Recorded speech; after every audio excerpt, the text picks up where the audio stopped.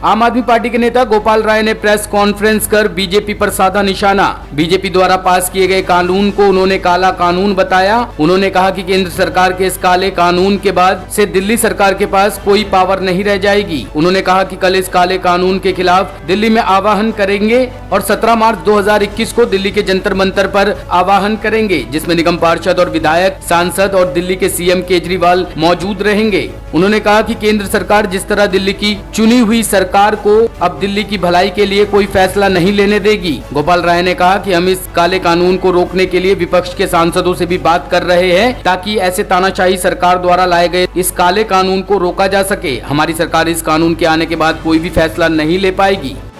दिल्ली के अंदर एक बार फिर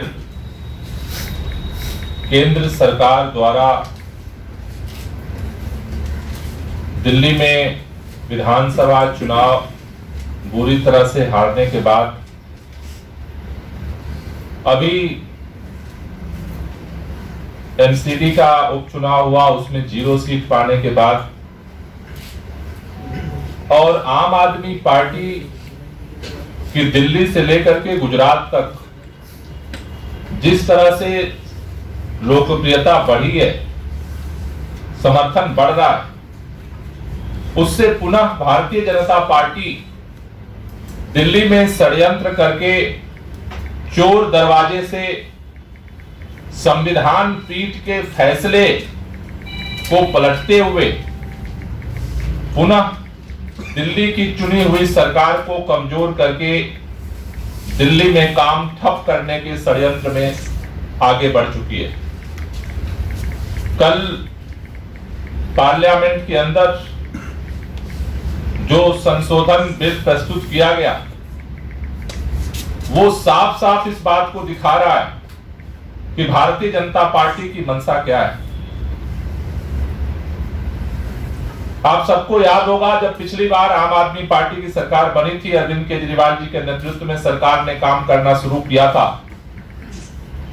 उस समय गृह मंत्रालय की तरफ से एक ऑर्डर जारी किया गया और सरकार की रफ्तार को ठप करने के लिए सारा पावर एलजी को दे दिया गया।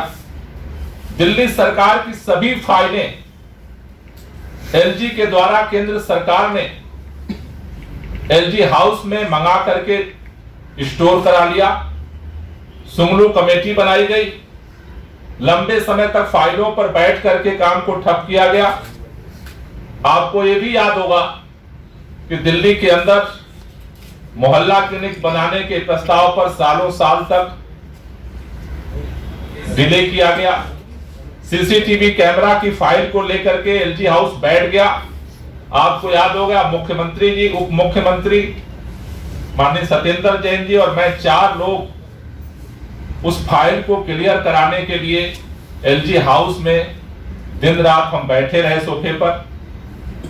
आज पुनः वो परिस्थिति दिल्ली के अंदर पैदा करने का षड्यंत्र शुरू हुआ है, जिसकी शुरुआत कल पार्लियामेंट में बिल प्रस्तुत करके किया गया है। दिल्ली के लोग इस बात को लेकर के काफी चिंतित है कि आखिर ये क्यों किया जा रहा है।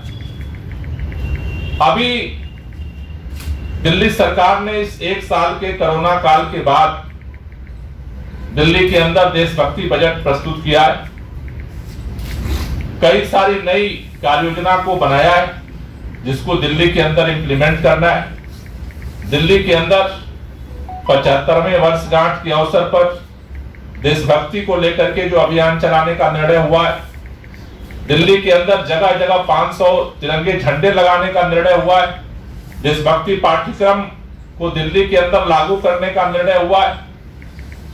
अब जितने बजट के अंदर प्रस्ताव सरकार ने जो लिए, अब उन सारे प्रस्तावों को लागू करने का फैसला अब एलजी के मेहरबानी पर होगा। इसलिए पार्टी ने निर्णय लिया है कि जिस तरह से केंद्र सरकार अलोकतांत्रिक तरीके से चोर दरवाजे से दिल्ली को पुनः नियंत्रित करने की तरफ बढ़ रही है, उसके खिलाफ आम आदमी पार्टी सड़क पर भी इसके खिलाफ आंदोलन चलाएगी। कल 2 बजे से जंतर मंतर पर आम आदमी पार्टी के कार्यकर्ता, आम आदमी पार्टी के पार्षद, आम आदमी पार्टी के विधायक, आम आदमी पार्टी के मंत्री, सांसद सभी उस प्रदर्शन में शामिल होंगे।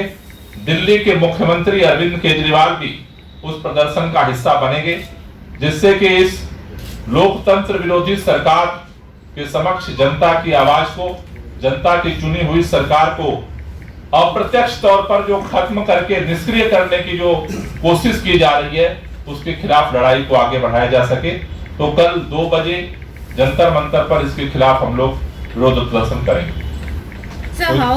लोकसभा में उनका बहुमत है, लेकिन राज्यसभा में भी अभी वो बिल पास करा देते हैं। लेकिन अभी पार्टी की तरफ से सभी जो विपक्ष के सांसद हैं, उनके जो लीडर्स हैं, उनसे हम संवाद कर रहे हैं, उन सभी लोगों से बात कर रहे हैं, क्योंकि ये एक एक स्टेप करके कहीं ना कहीं ये बहुमत का अहंकार न सिर्फ दिल्ली का मसला नहीं है, धीरे धीरे करके लोकतंत्र को खत्म करने की तरफ बढ़ रहे हैं।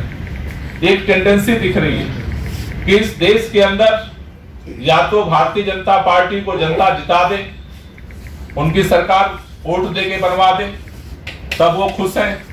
अगर वोट दे करके नहीं बनवाती है तो फिर वो विधायक को खरीद करके सरकार बना लेंगे। अगर विधायक भी नहीं टूटते हैं तो फिर चोर दरवाजे से वो सरकार अपनी चलाएंगे। तो ये प्रवृत्ति कहीं ना कहीं इस बात को दर्शा रही है कि भारतीय जनता पार्टी लोकतंत्र में बुनियादी तौर पर विश्वास नहीं रखती है। एन केन प्रकारेण, इसको कहते हैं कल बल छल, किसी न किसी तरह से सत्ता को नियंत्रित करना चाह रही है, जो न सिर्फ दिल्ली के लोगों के लिए बल्कि पूरे देश के लोकतंत्र के लिए ये जो ट्रेंड है, ये जो टेंडेंसी है, वो खतरनाक है। गोपाल जी, क्या अभी तक कोई लीगल पॉसिबिलिटी आपने तलाशी है, क्या बात की है, किस तरीके से इसको क्या चैलेंज करा जा सकता है सुप्रीम कोर्ट में, इस तरह की कुछ बातें हैं? देखिए, अभी सारी जितने तरह के ओपिनियन है सरकार उसको गैदर कर रही है, क्योंकि कल बिल अभी पार्लियामेंट के अंदर प्रस्तुत हुआ है। तो आमतौर पर अगर देखा जाए तो संविधान पीठ का फैसला जो आया था, उस संविधान पीठ के फैसले के बुनियादी तौर पर तो ये खिलाफ है, इसलिए कानूनी ओपिनियन सरकार ले रही है। इसके लिए जो भी जरूरी कदम होगा, सड़क से लेकर के न्यायालय तक, संसद तक, सब जगह आम आदमी पार्टी इसको लेकर के मुखरका से आवाज उठाएगी। टॉप स्टोरी ब्यूरो के लिए दिल्ली से रवि डालमिया की रिपोर्ट।